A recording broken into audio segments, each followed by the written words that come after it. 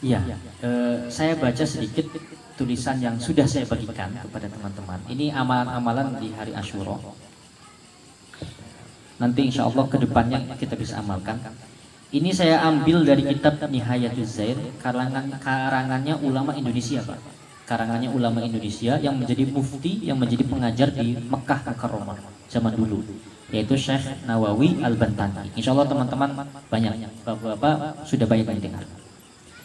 Nah, Syekh Nawawi Al-Bantani mengatakan, wa nuqila an ba'dil afadil, telah dinukilkan, telah disebutkan dari beberapa orang-orang yang afadil, beberapa orang-orang yang mulia, annal a'mal fi yaumi Asyura, bahwasanya amaliyah di hari Asyura pada hari ini, ifna asyara amalan, ada 12 amal, setidaknya ada 12 amal. Ifna asyara amalan, apa yang pertama? As-sholah. Yang pertama adalah as-sholah. Amalan yang pertama adalah amalan sholat. Ya, sholatnya itu sholat apa saja. Bapak boleh sholat tasbih, boleh sholat hajat, sholat sunnah mutlak, sholat sunnah setelah wudhu, dan sebagainya. Banyak amalan-amalan itu. Amalan yang paling dianjurkan, sholat yang paling dianjurkan itu sholat sunnah setelah wudhu, Pak. Sholat sunnah setelah wudhu. Jadi setelah selesai wudhu, setiap setelah selesai wudhu, usolli sunnatal wudhu, sholat sunnah wudhu. Sholat sunnah wudhu inilah yang membuat Bilal bin Rabah itu sendalnya kedengeran di surga, Pak. Jadi Nabi Muhammad ketika Mi'raj, ketika naik ke atas, Isra Mi'raj, Nabi Muhammad kan melihat surga. Nah, Nabi Muhammad itu mendengar gesekan suara sendalnya Bilal. Sendalnya saja sudah di surga duluan Bilal itu. Jadi Bilalnya masih di dunia, sendalnya sudah di surga. Nabi Muhammad tuh kaget. Akhirnya nanya kepada Bilal, amalan apa yang sampai Anda lakukan sehingga Anda belum meninggal tapi sendal Anda saya sudah dengar di surga. Kata Bilal, saya setelah selesai wudhu pasti melakukan sholat sunnah 2 rakaat. Dan sholat sunnah 2 rakaat setelah wudhu inilah sholat sunnah yang selalu dilakukan oleh Imam Bukhari. Imam Bukhari kita tahu yang mempunyai Sahih Bukhari.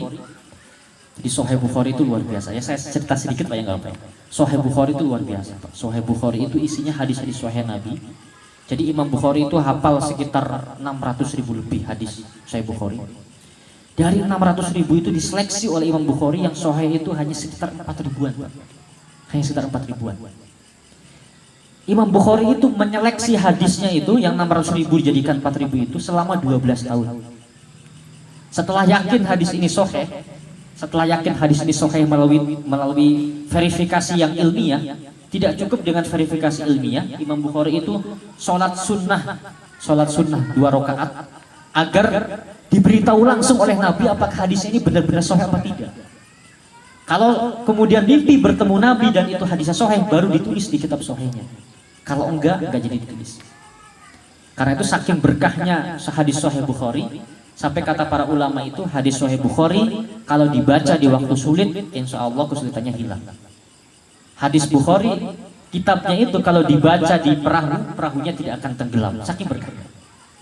Nah, Imam Bukhari itu punya tradisi kalau malam bangun melakukan sholat 11 rakaat.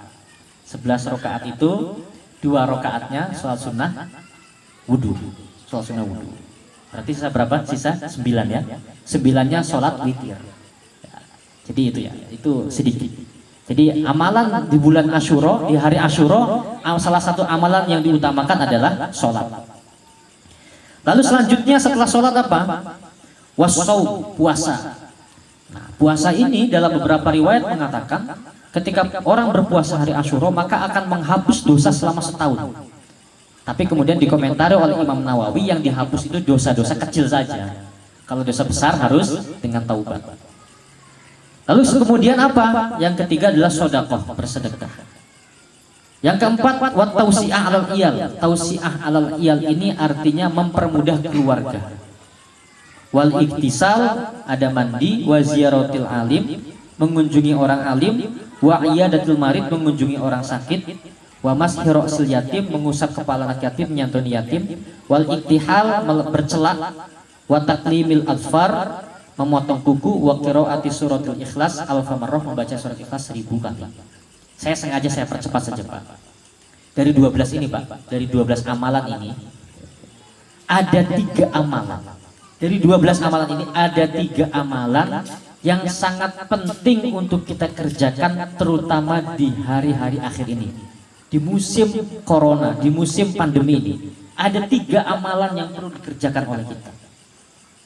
Selain ya kalau sholat silahkanlah, tapi 3 amalan ini sangat dianjurkan dibandingkan yang lainnya. Nah, di dalam Islam Pak, di dalam Islam ada 2 ibadah. Ibadah ada 2 jenis. Yang pertama ada ibadah yang disebut ibadah individual. Ibadah individual, ibadah lazim individual. Yang kedua ada ibadah sosial. Maksudnya ibadah individual adalah ibadah yang pahalanya buat kita saja. Itu ibadah individual. Tapi ada ibadah sosial. Ibadah sosial adalah ibadah yang pahalanya buat kita dan orang lain mendapatkan manfaatnya. Contohnya sholat. Sholat itu pahalanya buat siapa? Buat kita. Orang lain dapat manfaat enggak? Enggak dapat. Berarti sholat itu ibadah yang sifatnya individual. Berzikir ibadah individual karena hanya kita yang dapat pahala. Tetapi bersedekah itu ibadah sosial. Kita dapat pahala, orang lain mendapatkan manfaat. Menyingkirkan duri dari jalan ibadah sosial. Kita dapat pahala, orang lain terhindar dari mara bahaya. Nah, ibadah sosial Pak di mata Allah Subhanahu wa taala lebih utama daripada ibadah individual. Jangan salah, ibadah sosial di mata Allah Subhanahu wa taala lebih utama daripada ibadah individual. Karena itu pernah saya terangkan kalau nggak salah di sini, Nabi Ibrahim itu ketika selesai merenovasi Ka'bah untuk mensyukuri Ka'bah agar Ka'bah ini menjadi berkah, Nabi Ibrahim mensolati Ka'bah itu 1000 rakaat setiap sudutnya. Jadi Ka'bah ada 4 sudut kan? Jadi setiap sudut disolati 1000 rakaat. Berarti Nabi Ibrahim sholat 4000 rakaat setelah selesai merenovasi Ka'bah. Setelah selesai sholat 4000 rakaat, apa komentar Allah Subhanahu wa taala? Kata Allah Subhanahu wa taala, itu bagus. Ni'mal, itu bagus. Walakin luqmatun fi batni ja'in kana ahabbu ilayya min dzalik. Tetapi kata Allah, satu suap nasi yang berada di perut orang yang kelaparan lebih saya hargai daripada sholat 4000 rakaat. Itu kata Allah. Jadi karena itu kemudian setelah itu Nabi Ibrahim terkenal sangat kasih, sangat belas kasih kepada orang lain.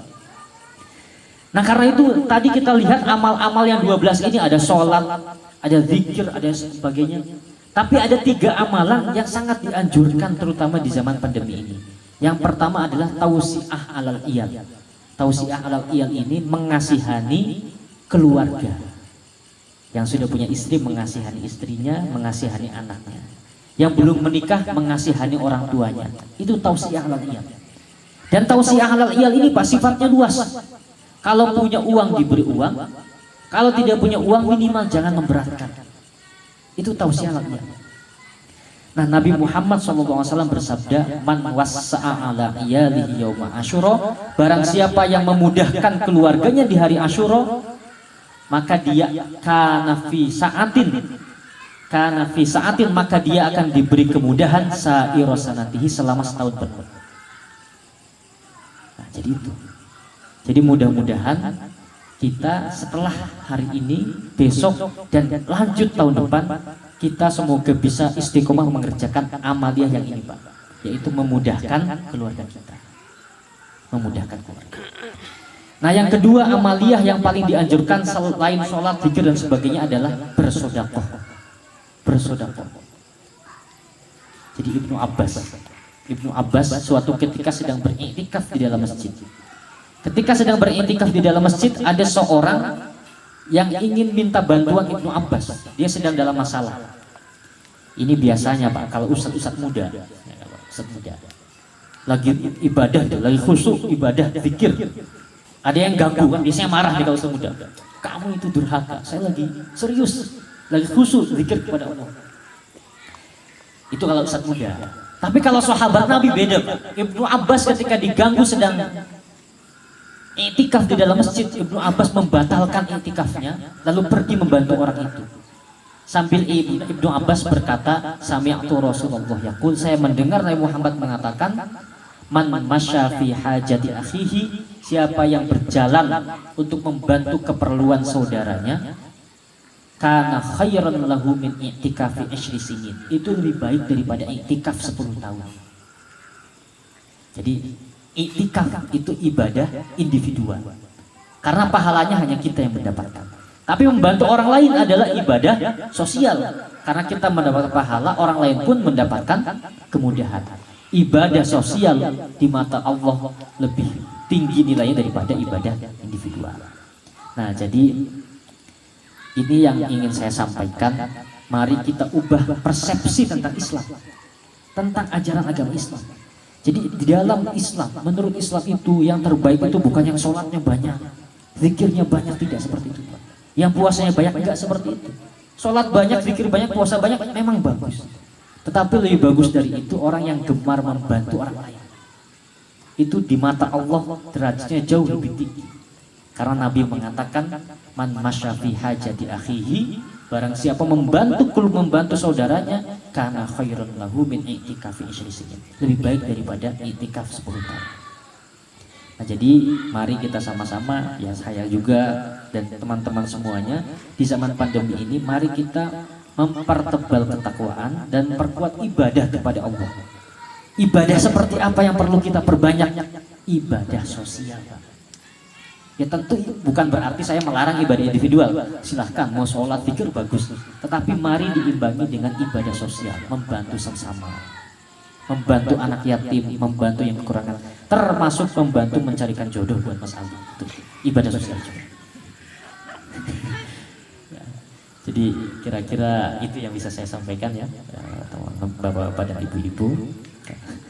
Silahkan setelah ini diskusi bebas. Muridul al-islah wa ma taufiqi illa billah wal afu minkum. Assalamualaikum warahmatullahi wabarakatuh.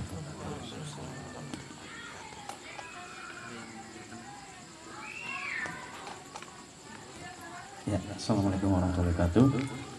Ya, kepada bapak-bapak jika ingin bertanya, mungkin ada diskusi tentang apapun nanti bisa tanyakan kepada Gus Ani.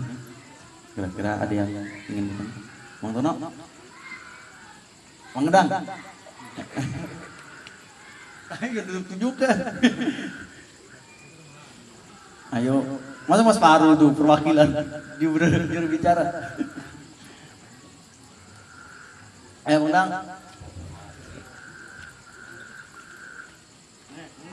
Mana? Mana undang? Ayo. Ayo. Ya.